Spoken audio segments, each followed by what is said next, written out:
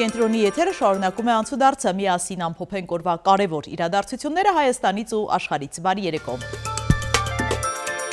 Աշակարգ եպիսկոպոս Խաչատրյանի կալանքը 2 ամսով երկարաձգվեց, սահմանափակվեց տեսակցությունների իրավունքը մեկ բացառությամբ։ Արքեպիսկոպոսը կկարողանա տեսակցել քրոջ երեխաներին։ Փաստաբան Արսեն Բաբայանը հերքել է լուրերը, որ իրեղեն ապացույցներից գլանակը անհետացել է։ Քննիչը կատեգորիկ հերքեց, ասես նման բան չկա,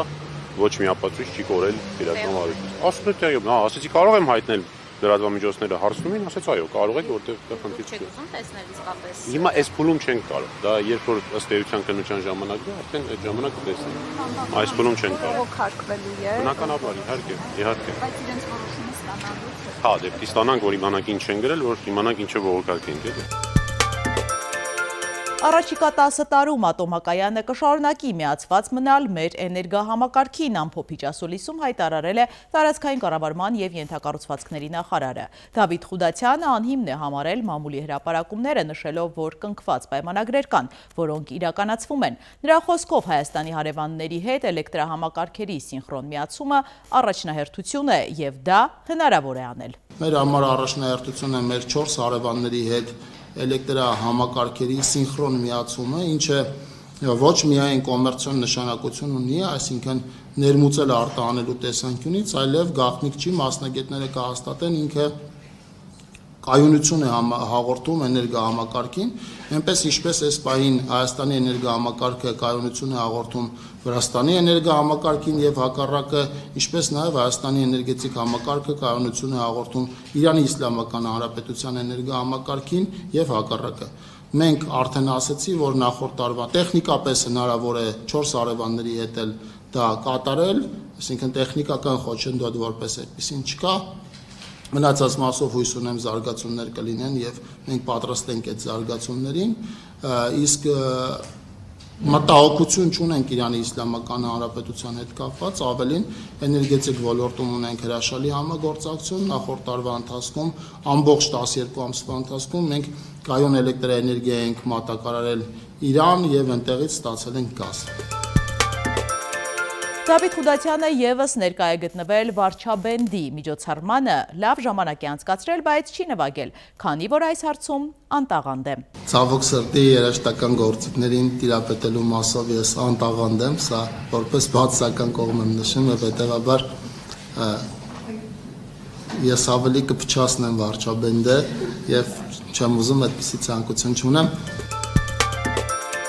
ԱՄՆ փոխնախագահ Վենսի տարածաշրջանային այցին հաշված օրեր են մնացել։ Միջազգայնագետ Սուրեն Սարգսյանի համոզմամբ այս այցը մեր տարածաշրջանում ամերիկյան աշխարհաքաղաքական շահերի առաջխաղացման կարևոր հանգրվաններից է լինելու։ Նրա գնահատմամբ Trip Nice փուլում ապահովում է ԱՄՆ-ի բիզնես ներկայությունը Հարավային Կովկասում, սակայն ունի ներուժ վերածվելու ամերիկյան ռազմավարական ներկայության մի բան, որը երբևէ չի եղել։ Փլուզում Վարդաշենի վթարային հանրակացարանում բնակիչները խիստ անհանգստացած են տեղի ունեցածից։ Նրանք այսօր քաղաքապետարանի դիմաց էին պահանջելու լուծել խնդիրը։ Այս ամիս երրորդ փլուզումն է սա։ Ու հələ այն ներսինն էլ որ քարերն են գելա, հələ էլ չենք էլ ասել։ Մարդկանց վրա են ընկել։ Ահա, բայց այնց մեծ վնաս չի եղել։ Իսկ քարը ընկել էր երեխու գլխին, լավ է երեխուն բան չէ։ Երբ մի շաբաթ առաջ։ Մի շաբաթ առաջ։ Քարը բալկոնից փոխել ընկել։ Օրական քանդվում է։ Օրական քանդվում է։ Ապրում եմ 5-րդ հարկում, երեկվա այդ վտանգից հետո պատահոգեց ամբողջ այդ անկյունային գծով լրիվ ճաքա գծե, չեմ հաշվում, որ պանելներն են հեռացել։ Տան մեջ ապրում ենք 7 հոգի, որից 3 անչափահաս են, ահա որ վիճակը։ Չգիտեմ, տարի ու կես կան, մեկն է 7 տարեկան, մեկը 8-ը, մեկը, բայց այս պահին երեխուն ուղարկել եմ քրոջս տուն։ Ագարակ սահմանային կետում ՊԿ թմրանյութի մաքսանենգության դեպք է բացահայտել, Իրանի քաղաքացու բեռնատարի կցորդից հայտնաբերվել է 34 թափանցիկ պոլիէթիլենային տոպրակով փաթաթված մարիխուանա տեսակի թմրամիջոց։ Այն 23 կիլոգրամ է քշրել, 2 քաղաքացի է ձերբակալվել։ Միջոցառումներ են ձեռնարկվում թմրամիջոցների ապօրինի շրջանառության մեջ ներգրավված այլ անձանց ինքնությունը պարզելու ուղղությամբ։ 23-ամյա երիտասարդը Telegram-ով թմրամիջոցի փաթեթներ է ձեռք բերել։ Դրանք իրացրել է տարբեր վայրերում, ստուգման ընթացքում պարզվել է, որ նրա մեքենայի սրահի տեսանելի հատվածներում մարիխուանա տեսակի թմրամիջոցի նմանվող զանգված կա։ Վարորդը ձերբակալվել է, նախաքննությունը շարունակվում է։ Հարավային Կովկասի երկրները, այդ թվում Հայաստանը, հասկանում են, որ Բրյուսելի և Վաշինգտոնի ենթադրաբար բարի մտադրությունների հիմքում սառը հաշվարկներ են հայտարարել է Ռուսաստանի արտգործնախարար Սերգեյ Լավրովը։ Ռուսաստանի գլխավոր դիվանագետը նշել է, որ Արևմուտքի համար այս տարածաշրջանը, որի հետ Ռուսաստանը պատմականորեն և անբաժանելիորեն կապված է, ոչ այլ ինչ է, քան պոտենցիալ ցավոտ կետ, որի վրա սեղմելով նրանք կարող են փորձել վնասել Ռուսաստանին։ Լավրովի խոսքով Հայաստանը մնում է ՀԱՊԿ անդամ բոլոր իրավունքներով և պարտավորություններով։ Ըստ Ռուսաստանի արտգործնախարարի, նրանք ակնկալում են, որ Երևանը չի փոխի իր կուրսը հակառուսական դաշինքների չափանիշներին համապատասխանելու համար։ The New York Times-ը գրում է, Իրանը հնարավոր է լուրջ փոխզիջման գնա ԱՄՆ-ի հետ միջուկային ծրագրի հարցում։ Ըստ պարբերականի աղբյուրի, Իրանը պատրաստ է կասեցնել կամ դադարեցնել իր միջուկային ծրագիրը լարվածությունը թույլատնելու համար և նախընտրում է ԱՄՆ-ի կողմից հավանության արժանացած միջուկային էներգիայի տարածաշրջանային կոնսորցիումի ծրագիրը։ Թեհրանը հարստացված ուրանը կփոխանցի Ռուսաստանին։ Նշվում է, որ Իրանի գերագույն առաջնորդի խորհրդական Ալի Լարիջանին վերջերս Պուտինին է փոխանցել Խամենեի ուղերձը առաջարկելով Իրանի հարստացված ուրանը ուղարկել Ռուսաստան։ Ուշագրավ դեպք Լոնդոնում օրը ցերեկով բոլորի աչքի առաջ գողերը կոտրել են զարդերի խանութի դիմապակին և թալանել այն։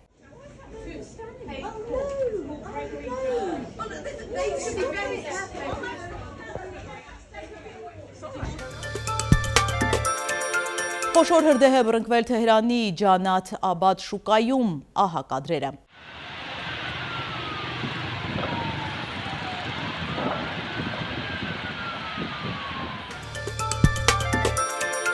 Ուֆայում 9-րդ դասարանցին տրավմատիկ ատրճանակով կրակել է ուսուցչի վրա, նաև հարվածել է իր համադասարանցիներին։ Տղային ձերբակալել են, ավելի վաղ նա սոցցանցում պատմել է, որ իրեն զայրացրել է դասարանը փոխելու որոշումը։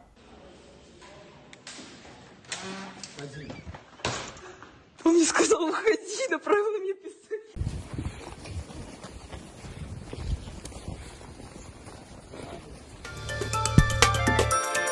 Միասին թերթենք մամուլի էջերը։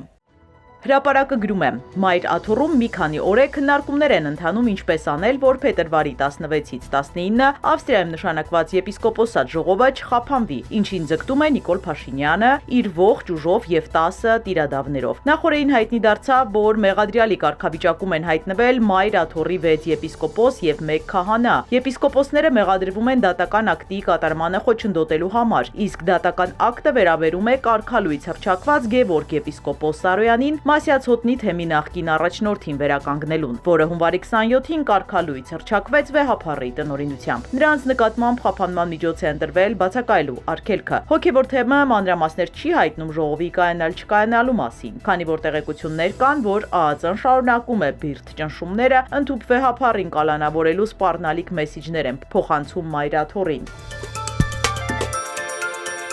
Նույն աղբյուրը գրում է. Իզմիրլյան բժշկական կենտրոնում Շիրակի թեմի առաջնորդ Միքայել arczepiskopos-ին հսկող կարգադրիչները վերջապես թույլ են տվել, որ մասնակցի այս կիրակի մատուցված պատարագին։ Անցած շաբաթ այդ նույն մարդիկ սակայն թույլ չէին տվել, որ հիվանդանոցում պատարագ մատուցվի և Սրբազանը հաղորդություն ստանա, ինչից նա շատ էր զայրացել։ Այս կիրակի պատարագը մատուցել է կենտրոնի հոգևոր տեսուչ Հայր Հովանես Թորգոմյանը։ Ներկա են եղել բուժանձնակազմից մի քանի հոգի, հարևան հիվանդասենյակներից որոշ բուժառուներ, Աջապահյանի եղբորորդին Արտաշես Սարգսակ Աջապահյանը, որը հորեղբոր խնամակալն է բժշկական կենտրոնում, ինչպես նաև Սրբազանին այցի գնացած պատգամավոր Տիգրան Աբրահամյանը։ Պատարագը մատուցվել է հիվանդանոցի միջանցքում, որին իր պալատից հետևել է նաև Սրբազանը, վերջում նաև հաղորդություն է ստացել։ Մեզ պատմեցին, որ այս անգամ էլ կարգադրիչները փորձել են արգելել Սրբազանին պատարագի մասնակցել, հատկապես լսելով, որ պատարագի արարողակարգի մաս է կազմում հաղորդություն ստանալը, երբ նրանց մանրամասն բացատրել են, որ հաղորդում ստանալը հաղորդակցվելը չէ, ինչին նրանք դեմ են եղել, այլ անթթխմոր հացով պատրաստված նշխարը, գինու մեջ թաթախված և վրան համապատասխան աղոտ կարդալուց հետո ճաշակելը հավատացյալների կողմից մի կերպ համաձայնել են։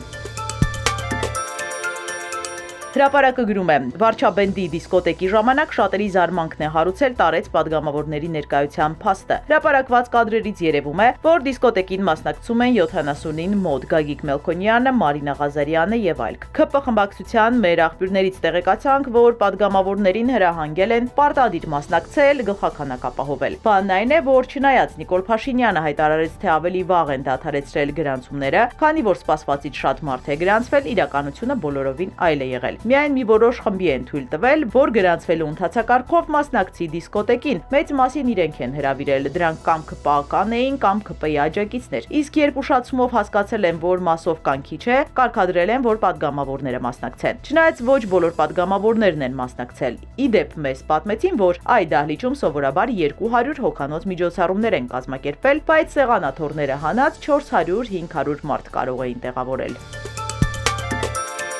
Հունվարին Սևանա լճի մակարդակը բարձրացել է 1 սանտիմետրով, 2017-ից ի վեր առաջին անգամ է նման ցուցանիշ գրանցվում։ Եվ եղանակ ջերմաստիճանն աստիճանաբար կնվազի 5-ից 7-ի, ամսի 6-ից նույնքան կբարձրանա։ Հետևեք անցուդարձին, ամեն երեկո կհանդիպենք վաղը նույն ժամին։